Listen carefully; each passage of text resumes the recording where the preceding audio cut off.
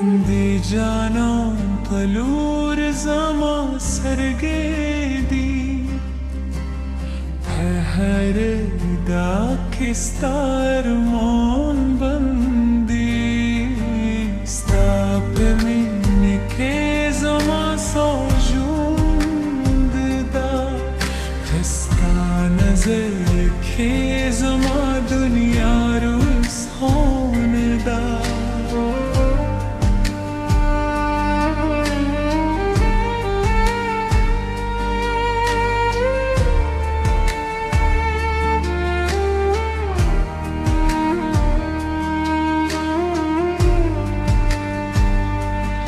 سپوجم بیتر راجا لندی ستالار سارم ده خاموش و شپو پغی ده کستان و مخم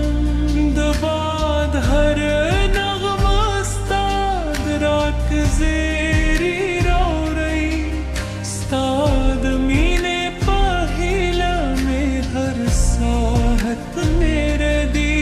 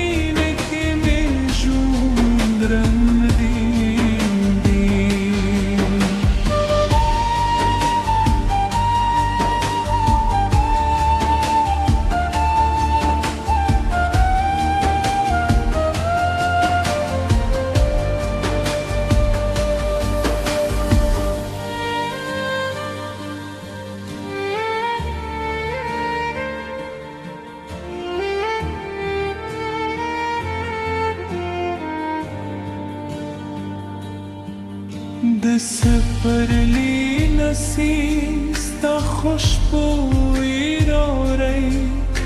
دو دلون هر رنگ استر کلاستایی به هر لار استاد بریش دلون استاد هاد لپر هر شب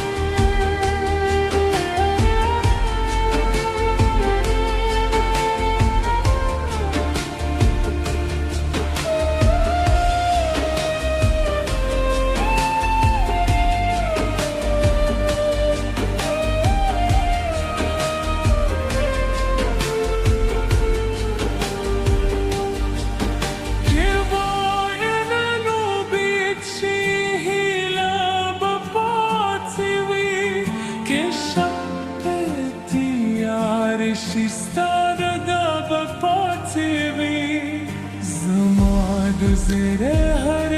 در زاستان و مخلی زما درو هر احساس داده و پویی جانانه ته درو ردایی همه ده زرگی فو